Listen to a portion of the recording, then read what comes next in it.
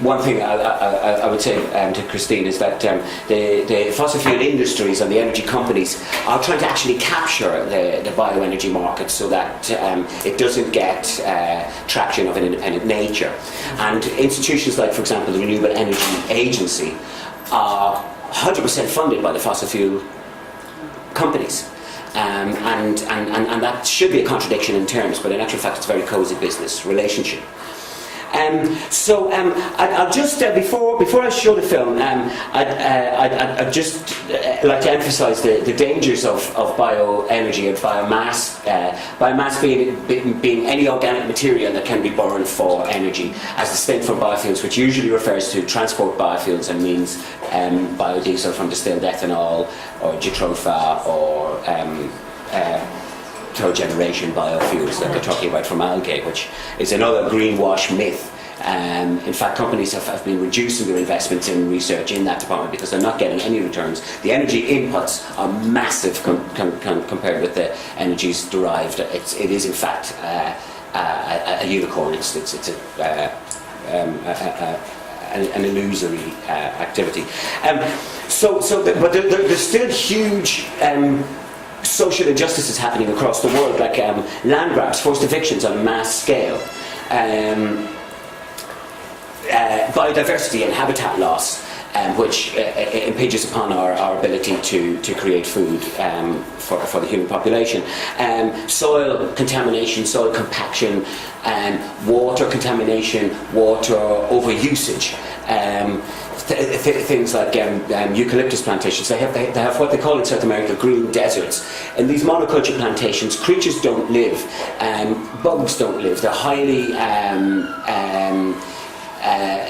imbued or contaminated with pesticides, and so there's no birds. You hear no bird song in these huge plantations. They look, a palm oil plantation would look to the untrained eye as possibly a native forest. It's got those beautiful leafy fronds, but they're in serial rows for square mile after square mile, and there are no living things, very, very few living things, other than the palm oil plants themselves in there. No wild creatures. But it's also causing deforestation because the cash returns from bioenergy are so great that marginal lands are becoming productive, and as Chris pointed out, going to extreme territories that would formerly have been inconceivable for energy generation. Now we're using what are called marginal lands. That's lands that are perceived by institutions like the OECD as returning no economic benefit to humanity, but they are returning great ecological benefits to humanity, and without them we would be in real trouble. They're moving into there for the genetic modification industry. They have produced genetically modified trees with properties for pest resistance, disease resistance, so-called pest resistance, so-called disease resistance, and so-called reduced water usage. In long-term trials, it turns out that these are illusions also. But the holy grail of bioenergy is a genetically modified tree that the lignocellulose that's the hard wall of the cell that makes a tree something solid, can be dissolved easily in a low temperature process, so that it can be used as a reduced to a transport fuel or an easily transportable fuel. Maybe at the end we will get a chance to discuss this a little bit more, but I better get on with the film because our schedule is running late. I'd just like to refer to something Chris said earlier about carbon capture and storage, the illusion of carbon capture and storage. Unfortunately, in the International Governmental Panel on Climate Change, the 5th report that was just published in 3 parts earlier this year, and the 3 parts have been brought together 2 weeks ago in the report. One of their great hopes for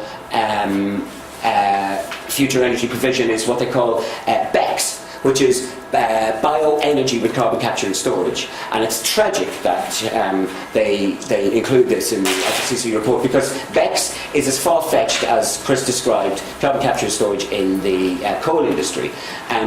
Somebody like David Cameron can say, we will not build any new coal stations without carbon capture and storage. There is no such thing as carbon capture and storage. What he's saying is that we will give taxpayers' money to the energy company to do research into carbon capture and storage at the Chimney Point.